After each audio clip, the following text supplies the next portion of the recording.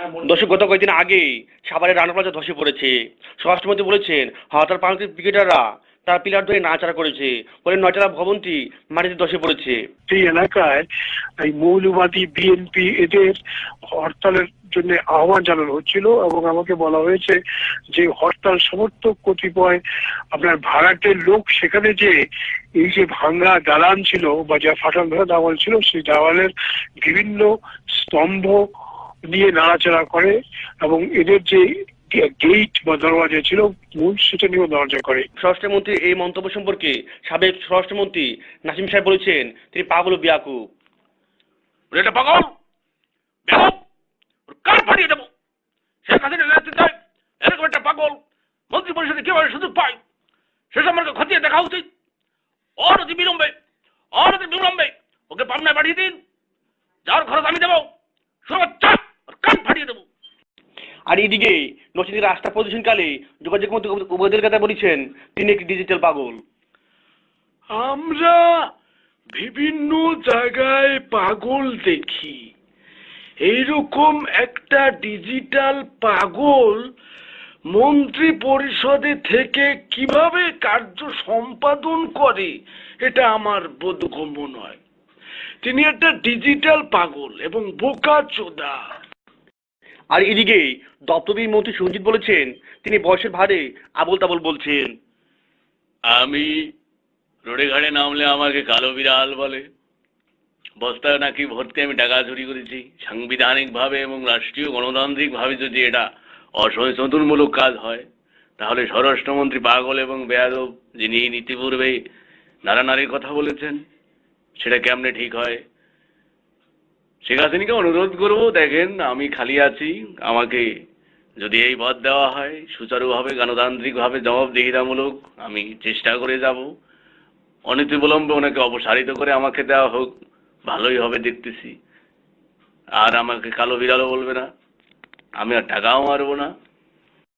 আর এদিকে আজ বিকেল জাতীয় সংসদে সংস্কৃতি মন্ত্রী আবুল কালাম আজাদ মখালমগীরকে জাতীয় পাগল হিসেবে সাব্যস্ত করার জন্য একটি প্রস্তাব করেন। তখন স্পিকারের মাধ্যমে ওই বিলটি উত্থাপন করলে এটা হা কণ্ঠ বোর্ডে পাশ হয়ে যায়। স্পিকার, এই স্বরাষ্ট্রমন্ত্রী বেয়াদব আগামী কয়েকদিন আগে একটি ভবন ধসের কারণে অনেক হতাহত হয়, আর আমাদের এই মখা সে কিনা বলে এটা বিরোধী দলের হরতালকারীরা কাটানারি করার কারণে ধসে পড়েছে। আমি সংসদের মাধ্যমে আপনার মাধ্যমে একটি বিল প্রস্তাব করতে চাই, এই মখাকে জাতীয় পাগল হিসেবে সাব্যস্ত করার জন্য জোর দাবি জানাচ্ছি। সংসদের সামনে প্রশ্ন হচ্ছে, জাতীয় সংসদের সামনে প্রশ্ন হচ্ছে মখালমগীর পাগল। আপনারা যারা এই পক্ষে রাজি আছেন তারা হা বলুন, তারা হা বলুন। যারা এর বিপক্ষে তারা না বলুন।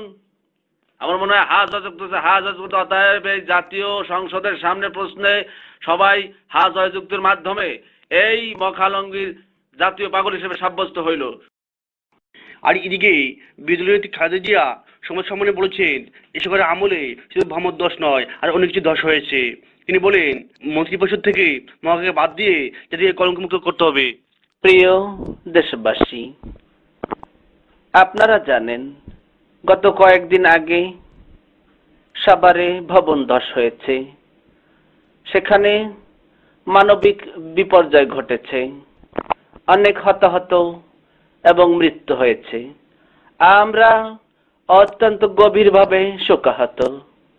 তারই সাথে বলতে চাই এই মখাকে অপারেশন করে দুঃখিত অপসারণ করে জাতিকে কলঙ্কমুক্ত করার জন্য সরকারের কাছে আহ্বান করছি। এই সরকারের আমলে শুধু ভবন ধস নয়, সব বিষয়ে ধস নেমেছে। আপনারা জানেন এই শেখ হাসিনা এই সরকার কথায় কথায় মিথ্যা কথা বলে। এই রানা যার এই ভবন সে কিনা শেখ হাসিনার দলের নয়। আপনারা দেখেছেন মিডিয়াতে এবং বিভিন্ন জায়গায় পোস্টারে এই রানার ছবি, অথচ এই শেখ হাসিনা সংসদে দাঁড়িয়ে মিথ্যে কথা বলেছে। তিনি দাবি করেছেন এই রানা নাকি তার দলের কেউ নয়। আমরা দৃঢ় চিত্তে বলতে চাই, রানাকে গ্রেপ্তার করুন, না হলে এই জনগণ আপনাকে ছাড়বে না। এমন তাড়ানি দেবে আপনি শাড়ি খুলতে বাধ্য হবেন। শাড়ি খুলে শুধু ছায়া ব্লাউজ পরে আপনি ওই ইন্ডিয়া যেতে বাধ্য হবেন। দর্শক, রাজনীতি ব্যক্তিদের ছাড়াও সাধারণ জনগণও মোকালামদের প্রতি ক্ষিপ্ত। কি বলবো বাবা, এই মখা পুলিশকে হুকুম দিয়ে অনেক মানুষ মারছে। ও বলে কি না পুলিশ কি আঙ্গুল চষবে? বেয়াদব, আঙ্গুল চষাকারে কয়। আয় হারে হারামজাদা। আবার এই ভবন দশ করিয়ে কতটি মানুষ মারা গেল, ওকে নিয়ে বলে এটা লাড়া সারা দিয়ে ভাঙ্গে হেলাইছে এই বিরোধী দল। এইরকম বোকদা আমার বাপের জীবনেও দেই নেই। ওরে ধরিয়ে মাথা ফেসিয়ে দেওয়া উচিত। পাজি কোথাকার, ওরে যা উচিত ওর প্যান্ট খুলিয়ে দেওয়া উচিত। শুয়ারের বাচ্চা। দর্শক, গত কয়েকদিন ধরে মোকালামদের এই কথা নিয়ে সারা দেশে তোলপাড় হয়েছে। হাসান মাহমুদ, কলিদেম টেলিভিশন, ঢাকা।